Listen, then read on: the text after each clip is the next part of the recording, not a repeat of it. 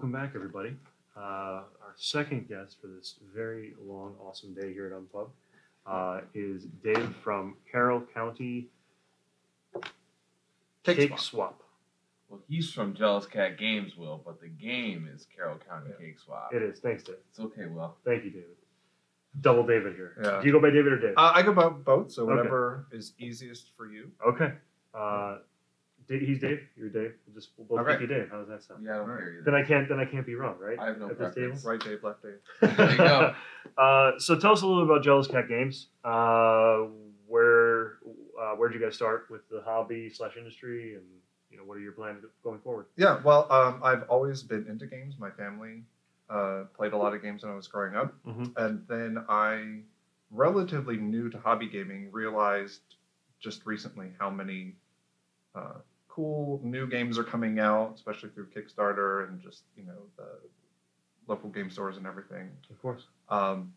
So in getting into my local gaming community, I found a group. Actually, it was a group that does computer games, and they were doing prototyping, and they just needed some ideas. So I started to throw what was the origins of this game together, and just enjoyed working on it. And as I started to talk to other people, I went to Break My Game, which does playtesting in the area, and had so much fun doing it that I just never stopped. It wasn't really, I didn't have a long-term plan. Yeah. It was just kind of like every step, I was like, well, what's the next step? And I was enjoying doing it so much that I just got caught with that bug. You got caught with the design bug, kind of.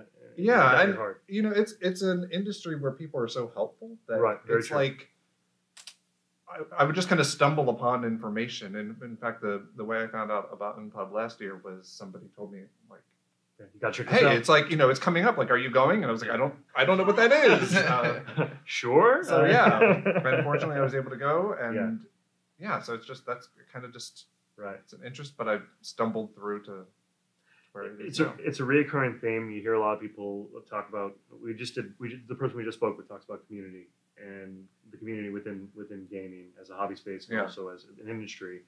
Everybody's approachable. No matter what level you are in this industry, everybody's approachable. You could be talking to a brand new person that just started designing, last week, and you could be talking to publishers for some of the biggest names in board gaming at the same time. You know what I mean? Yeah. In the same circle of people, which I think is refreshing. one way to put it, but it's intriguing. It's one of the things that makes me excited every time I come to these conventions, because there's really no one pushing back on and stifling creativity here. Yeah. And I really like that there seems to be an emphasis on diversity. And so, you have people with their individual interests, and they might skew more one way than the other. But there's also, these constant voices to remind people not to be, too set on doing things a certain way. And there's always kind of this interest in how could we change the industry, or what is the new style of gaming, or whatever that might be coming along that we aren't. It's very true. It might not be the way we've done it in the past. Yeah, and you're right. I think the community has always actively tried to steer the community back to some place that's healthy for itself, right? Yeah. I don't know how many times where you'll hear people like, oh, be better, be more inclusive. But there's always at some point someone in the industry or a group of people in the industry trying to correct the ship to make sure it's as inclusive as possible and inviting as possible, which is awesome. Yeah. It really is great. So let's go ahead and jump into how we play your game, and I guess let's what is the overall goal? What are we doing? What are we looking to do here? Sure. So you are entering. Sorry, Dave. Do you want to switch over to? Can you move the mic down? Somebody said it was low. Oh, the volume is low. That's what they're saying. Okay, I'll fix that.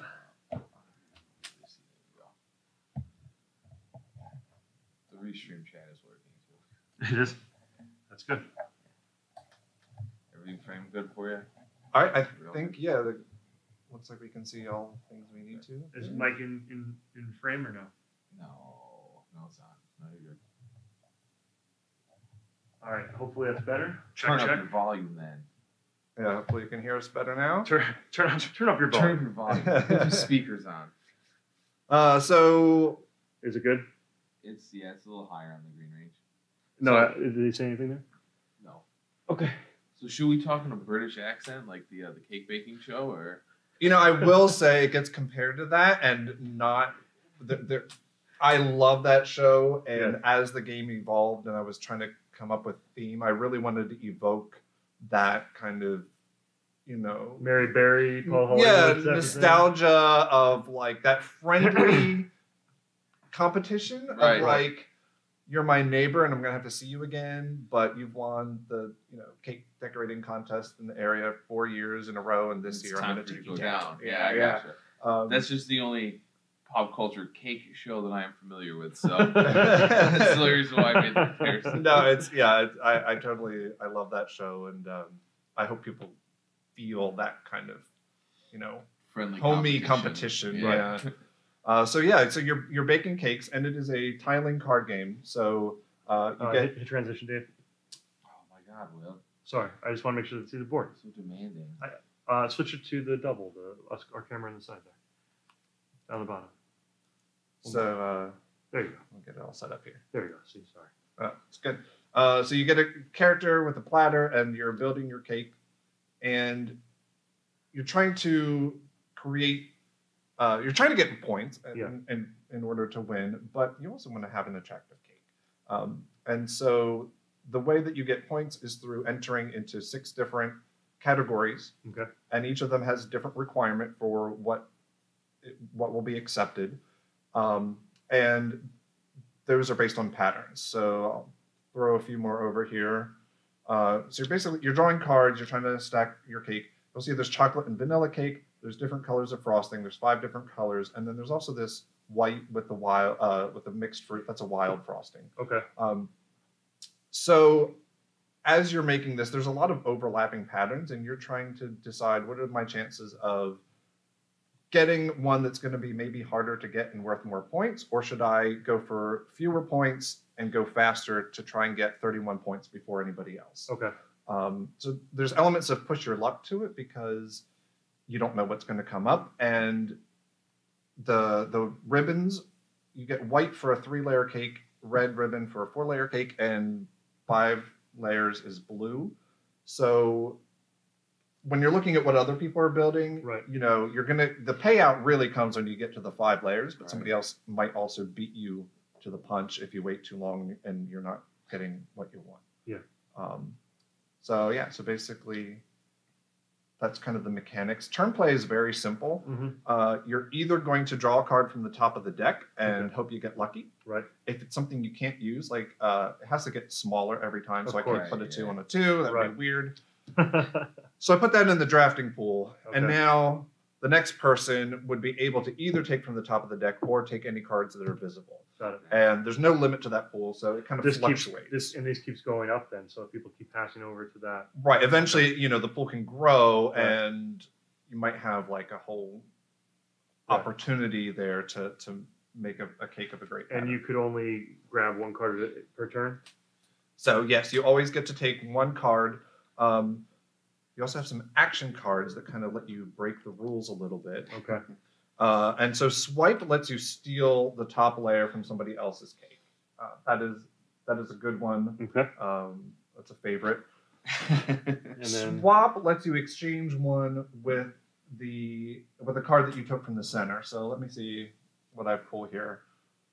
Maybe I decided I don't want the chocolate strawberry on here. I want to go for all different colors of frosting. right. So I could use my swap card. You get to use each once for the whole game. So you Okay. have to Oh, okay. be- Wow. Use it and lose it. Basically.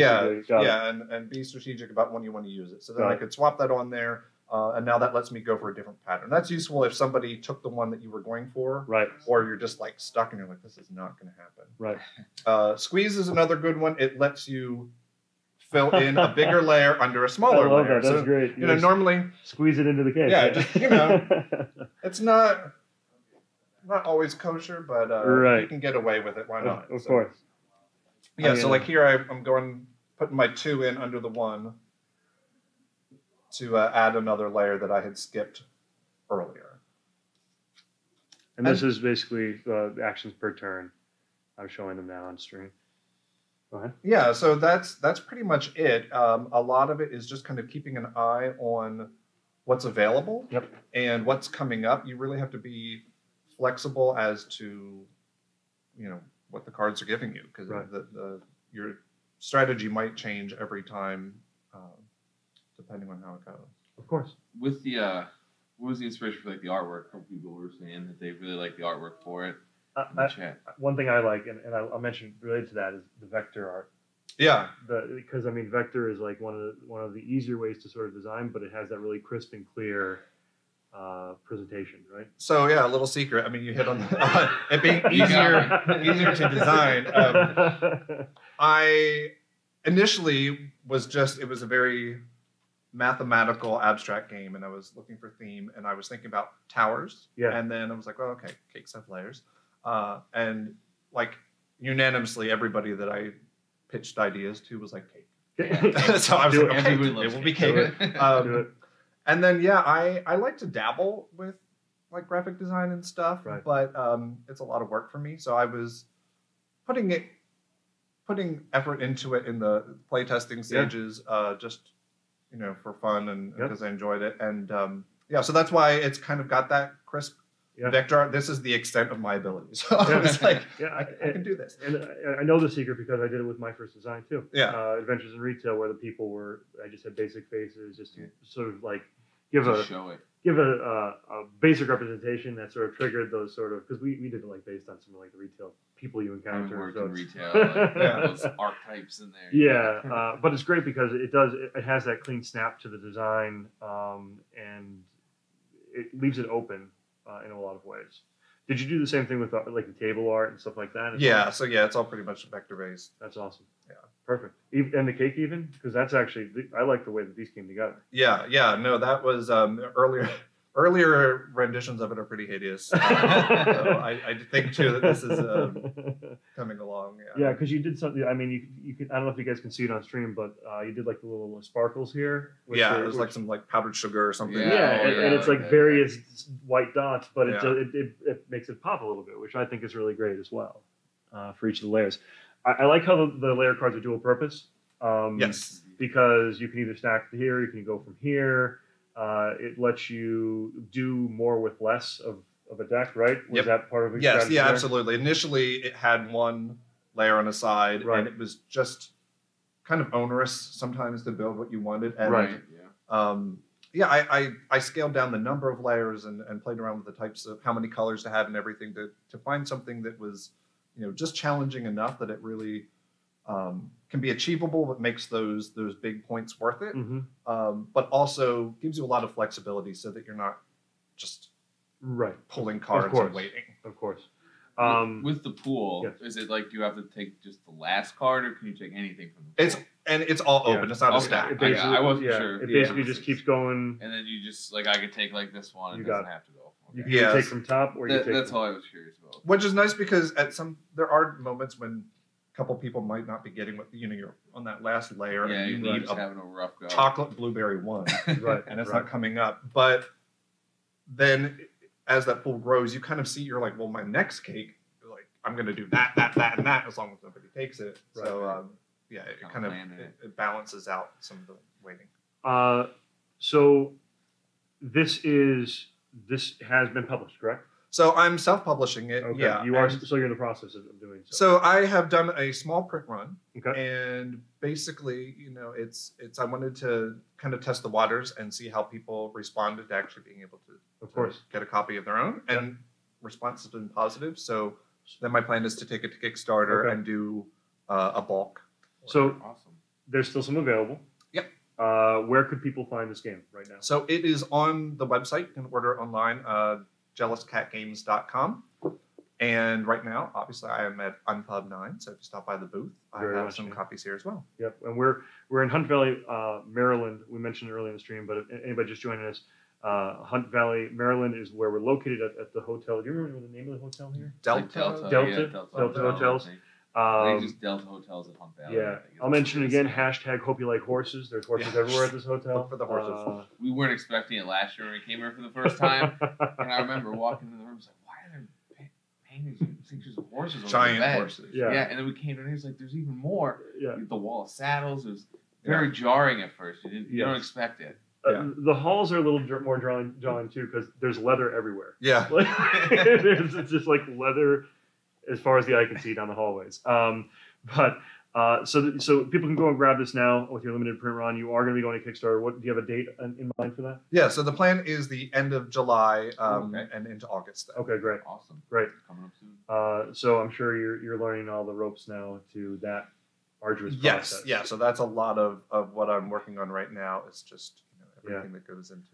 So I guess I'll jump into a quick question related to the Kickstarter. What have you found the most enlightening information that you've sort of pulled up in your research thus far? About Kickstarter specifically? Yes. like taking this from your limited print run, which is awesome, by the way, that you took this process, because that was a good litmus, obviously, to see how people are dealing with it, right? Or how it, in a small run, how many people wanted it, I guess. I am a big planner, and so I don't like to fly by the seat of my pants. Right. But I am excited about kind of the opportunities and the risk of Kickstarter, so I'm excited to push into it. But I wanted to do my due diligence, so I did a PDF print and play last summer, and I've been really aware of how important it is to get the game out there, to build a mailing list, and to get it into people's hands, and just how important people playing it and the word of mouth and everything is, because board games are so social. Yeah. And there's so much of it that can only really be experienced by playing it. It's pretty, but you don't really get the complexity and that I've got to draw this one, before you get that, or you just swipe the one I want. I think that networking and promotion at conventions and everything is really big. Yeah. So I've been just kind of staging my way through it. Okay, I'll do the print and play because I can deliver a PDF, and then, all right, I'm going to do a print run that's small, so I can mail them out individually, and I can test the quality, and I can work out all the kinks there. And that has been really helpful to me, just because, like I said, then it makes it feel like less of a risk when I know, okay, I've used the Kickstarter platform, and I've had going through the survey process and everything, and so there's fewer surprises along the way. Right. Yeah. Yeah, absolutely. It's crazy though. It's amazing how much more you have to spend on marketing compared with what we do now compared to what you had to do 2 years ago, right? Yeah. Video production, you have to think about. Yep. You have to think about social media, whether you're going to boost posting. Are you going to pay for that banner on those 3 Facebook groups that talk about your game? Which one of those has the most is most geared toward your type of game, right? Because you could go onto Board Game Spotlight and throw something up there that you're getting exposure, but are you getting the right exposure because maybe their community doesn't want your type of game, right? That was a good learning experience for me too in doing the print and play of the Kickstarter. Was when there's 300 other board games on Kickstarter at any given moment, yours is not probably going to be in the top 10 or the top 20. Correct. Or if it is, it's because there was a lot of work and probably a lot of money that went into getting there. Yes. Yep. So, and similarly, just, putting an ad doesn't necessarily mean people are going to click on it. And when you kind of start testing the waters, you get a sense for where is my audience and what do they respond to. Right. And I love the design aspect of it. And I'm curious about the marketing and everything, but that's not my strength. So I'm definitely starting to be like, hey. Right. And I'll tell you what, I think that is, since it's become more required, there are people in the community that actually have that niche. Designers wear thousands of hats at this point, right? Collectively as a group. Yeah. So many of the people who do hobby design bring in some other skills that they have professionally. Like you said, you dabble in graphic design, which led you to be able to do this, right? And I think there's definitely people within our community who have that marketing knack, that know it, and a lot of it is through conversation, and so much sharing goes on between the people hey, I noticed you weren't doing this. Did you build a mailing list? How many times, like, Right. when you're, even now, because you know from your experience, you see some new person, you're like, oh my God, I don't know how to get my engagement up. And do you have a mailing list? No. Well, get one. And I guess I'll ask you this question. Yeah. What is your level of annoyance sometimes when you know you're giving good advice and you get almost like dismissive responses? It doesn't happen a lot, I know, but it has happened. I think I'm still new enough to the whole experience that Right. I'm still the one soaking everything in and just being like, oh yeah, of course I'm doing that. I know about that. Obviously. I'd be dumb not to. You mean you didn't? Yeah, but it is a good point that, like, you want to be aware of kind of helping people avoid some of those pitfalls, because Right. you can have a really great game, and you know, if there's just a missing link, that can make or break whether or not it's going to get out there. And Which, like we've talked about this, like Unpub is a great place for that. Yes. It's just a bunch of different designers and whatnot trying to help each other out, play Right. test, and give advice. That's the funny thing. There's missing links in your design sometimes, right? There's little tweaks you have to do, like move one number up 2 points, Right. or move this part of the board here to the right a little bit. But there's also things that are outside of the board game that you just have to tweak a little bit, and you'll get massive result changes just by listening, you know, Right. to what some of the advice you got. And I think anybody who has made it within the mid to high level of design within the industry at this point, almost all the time the advice is, you know, when somebody gives you advice, you know, listen, at least try it, right? Right. Because the worst thing you could do is be dismissive of it, whether it be playtesting, like when somebody says, oh, I think that could be different. And you're like, no, this is my design. You play it the way that I designed it, right? Yeah. You're playing it wrong. No, Thanks, no. but I think I would know. No, that's a good point, because this game is not at all the style of game that I envisioned it to be, and Right. it's so much better because it Of isn't. course, yeah. You know, I had a very kind of mathematical, very thinky game where you built all your cakes from the beginning Yep. to the end, and then you scored at the very end. Yes. And there was also a big, like, screw you component, which some people love. To take But- that, yeah. But yeah, you to, like, always at the have very that, yeah. end, screw up somebody's like perfect cake But they was. spent 10 rounds getting there. Yeah, like there was like the strategic people really loved it, but I kept Just getting feedback like, devastating. I want to Yeah. build pretty cakes. Yeah. And I was like, I just want Okay. to build pretty things. we can do that. And I was Right. able to keep the competitiveness in there. And there's Right. definitely, you know, the numbers are worked out in such a way that you have to pay attention to what the ribbons are worth if you're going to hit that 31. Right. But you can also just play it to make pretty cakes. Like that part Yeah. of it is a lot more fun. The friendly competition, like you said Yes, before. it's much more friendly. Yeah, It's much more like competition, but not anybody like- can enter. Yeah. Like you're walking by and oops, I tripped and your cake's gone now. Right. Sorry. Yeah. Whoopsie. No, it's good. So up here with these, is that like the requirements to like turn in a cake to that? Or? Yeah. Oh, yeah. So we didn't really talk about Sorry. that. Yeah, I And, had saw it went and I on a noticed tangent, it. but- Yeah. that's actually, and I've worked a little bit from this printed version to the files on my computer right now to clarify some of those, because people had some questions. But The iconography, maybe. yeah. Okay. So if it has a picture of the symbol there, it means that one's there's a specific requirement for it. So Right. honorable, hey, you just need a 3, a 4, or 5 layer cake, and you're in. Good job, you made it. Yeah. Yeah. With the premium here, you have different colors of frosting that are required, so you'd have to have a different color in every layer, Oh, okay. or Interesting. use the wild, which you can use as any color. Right. And then here we have the cake, so it would have to be all chocolate or all vanilla, Okay. but the frosting color doesn't matter. Down here, all the same color frosting. For signature, you both have to have matching cake type, so all chocolate or all vanilla, and then all different frosting, and then showcase is really the grand masterpiece, and you have to have all the same cake, all the same frosting. Right.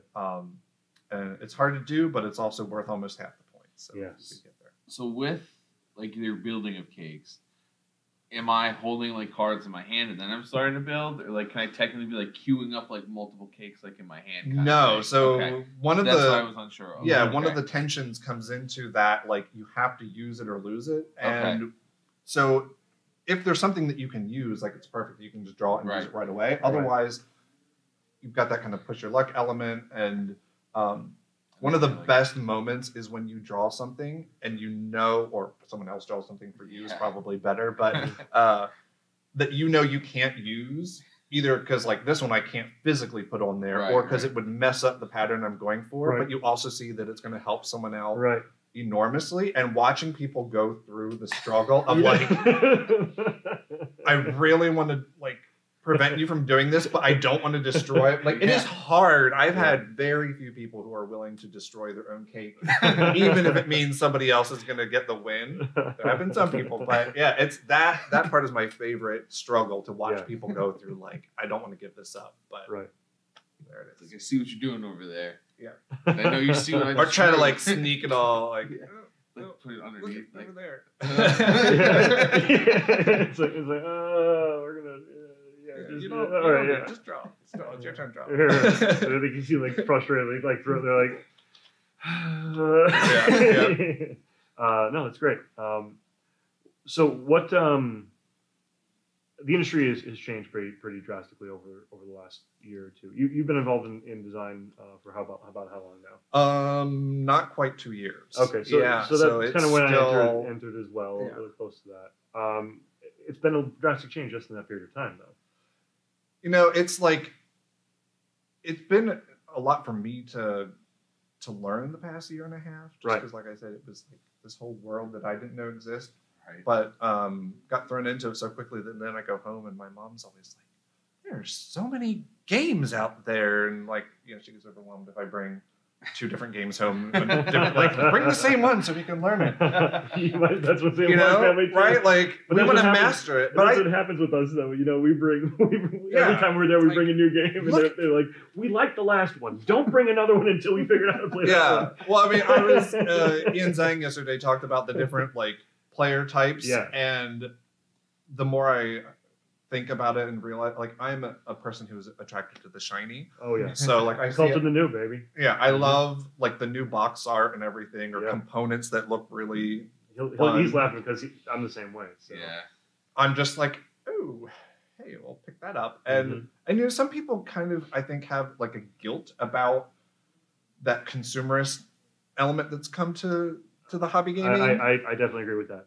And I'm like embracing it because I think there's so many other industries that have like you don't think that way about music or art or books or movies. Yeah, absolutely. But I think what ends up happening, the guilt, and also there's burnout. I think that happens because you start looking at board games are a little.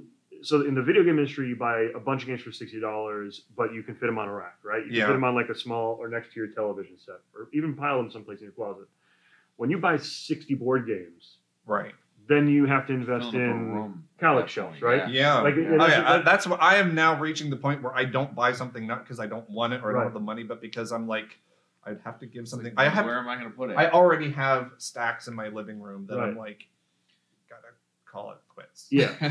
Right. I need to figure something out. Yeah. And I scoffed and I sort of laughed at the concept of having stuff still in shrink, right? When I would see people take pictures and put it on Facebook, and be like, here's my collection, I see stuff in shrink. I'm like, why would you do that? Guess what?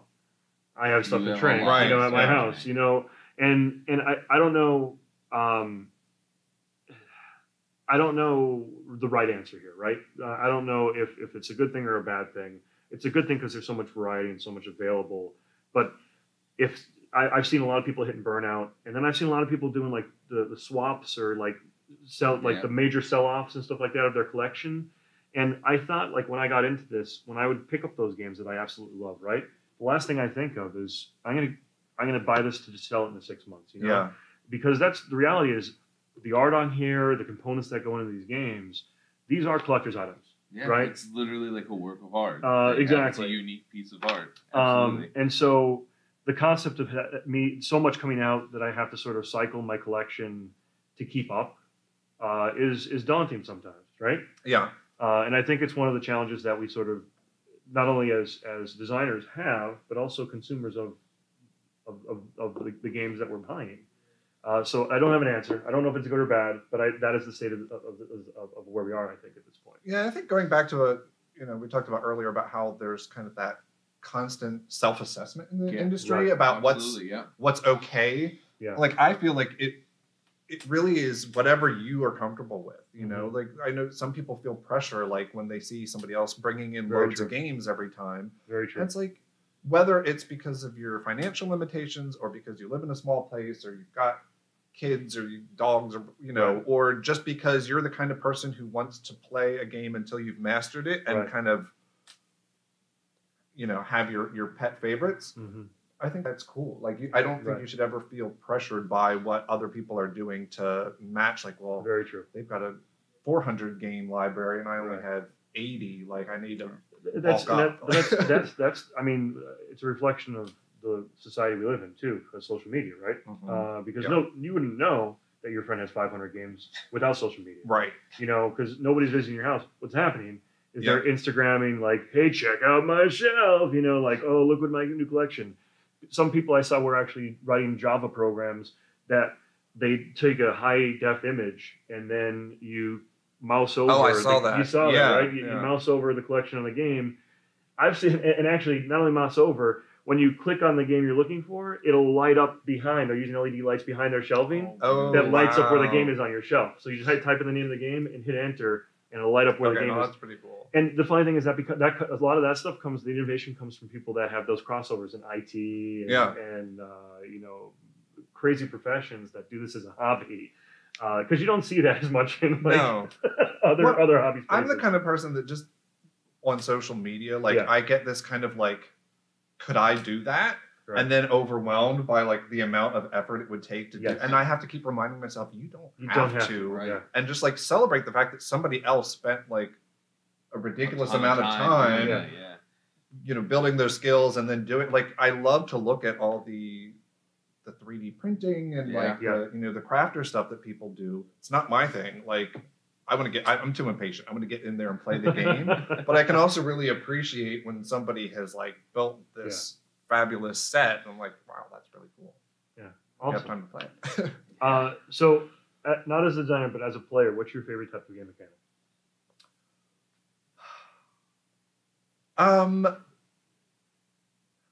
Like, what do you gravitate towards? I like a certain amount of choice.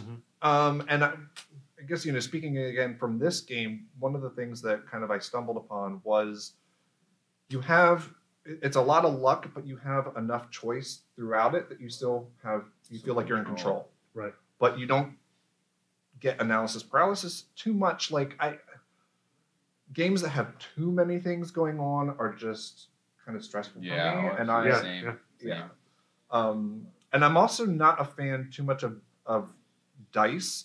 I love the feel of them. I love rolling dice. Everyone loves a good die. But if it's too much like, oh, I'm losing because I'm not rolling well, I get frustrated with that. Right. But honestly, like if you just give me 2 cards and you're like, pick one, for some reason that's okay.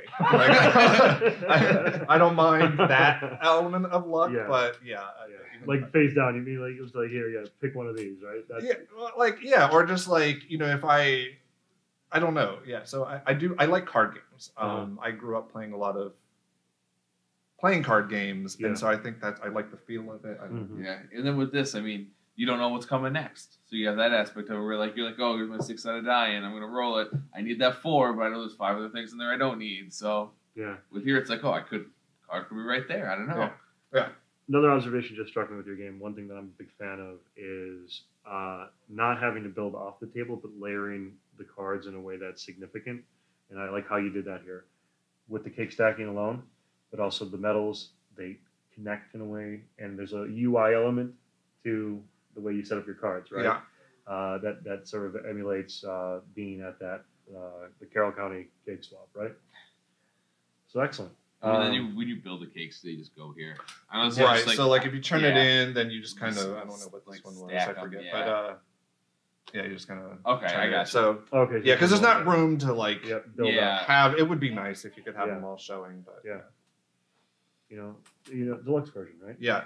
Somebody suggested like Extra large I'm cards. sure Yeah. somebody will create like a 3D printed thing, and something. you display your cakes Yeah. as you go. Were you looking at possibly, are these the only cards available in the box right now? Like, were you looking at adding extra ones to like shuffle it and get random types of? I have not played around with that yet. One of the things that works really well is the way that they overlap. And they stayed the way it stages up. So yeah, so if you are going big and then you just can't make it, instead of having to strive for cake and get nothing, you can kind of have a fallback and you get fewer points. But and various iterations of it played around with, like, you know, a stripy cake where you could do, you know, chocolate vanilla. This seemed to work well just for the amount of choices, and especially for people playing for the first couple times. Right. It's a lot to kind of remember what all the options are, even though, you know, it's kind of basic core concepts. Excellent. So, but yeah, I'm sure people will come up with ideas of ways that it can be expanded and just as variety. So, so I guess sort of wrap up. Do you have anything you'd like to plug outside of what we talked about here? Any other community members that you've met or want to talk up their game? Anything you've played here that stood out for you? I will say, I think you're going to have him on later, Brent Keith. He's Furtherance right now, and congratulations to him on his game. I played it, and it's doing really. It's funded over the Kickstarter goal, and it's like lasts almost 24 hours. It's like a kind of civilization stuff, like you're building. We had him on Geek Spiel, and I actually had him on my show when I was at the Portal Games and Comics with him. So if you're into kind of like city building / castle destruction, that's something to check out. Very much. I also want to give a shout out to my friend Becky, who's usually at these things with me, but couldn't make it to this one. So Becky, I'm thinking of you, and thank you so much. Real quick, just back to the what was the screw mechanic with the game? Like the chat initially. I was just curious. There was like a fourth card, or no? There was more swipes. At one point, you could purchase the action cards. Okay. So there was actually like a whole currency to it. Yeah. But the problem was, because you didn't turn your cakes in until the very end. Right. Somebody could wait until the last minute and then you like have a perfect cake and ruin not it anymore. Yeah. And so that's the other reason why you can only swipe from the top, and you can't like swap. You could also swap with somebody. So you could be like, oh, you're building an all vanilla cake. No, you're not. Like, so it's really fun for the person messing it up. But I was just curious about that. Yeah. Excellent. That's awesome. I love the art too. Yeah. That always appeals to me. I'm more of I'm not as heavy as Will can be sometimes with the game, so like this definitely is right in my wheelhouse with this. It's something after 1 or 2 games probably just going. Yeah, I feel like you can think about it as much as you want to. Like, yes, which is nice sometimes for a refresher in between. Yeah, I like doing the like planning ahead the whole time, but like that bad card, and then I guess I'm not doing that anymore. Yeah. I was on my last one to build this showcase cake, but there's a chocolate one. I needed a vanilla. I guess. Guess I'm doing a gold standard now. Yep. Awesome. But I want to thank you very much for joining us today. Thank you so much. Really appreciate it. Best of luck with this.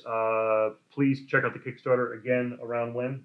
End of July, beginning of August. And is there a website you have available for Jealous Cat? www.jealouscatgames.com. All right, there you go. Please visit. Thanks, guys, for joining us again. We're going to do a little cleanup here, so you guys stick around. We're going to be here all day for the most part. We're going to take some breaks. I think we have a break next. Is it next? I think we come back at 1, I believe. We're going to eat actually today. Maybe. Yeah, we'll see. Hopefully. Fashion break. We're going to human. We're going to human a little bit later. We will be back at 1 with furtherance, actually. All right. Well, there you go. So we're going to actually go ahead and take an extended break. So we will shut down for now. Thank you guys very much for joining us. Thanks again to the organizers here at Unpub for giving us this area to be able to film and showcase and highlight some of the designers here. And we will be back. Thanks, guys. Have a good one.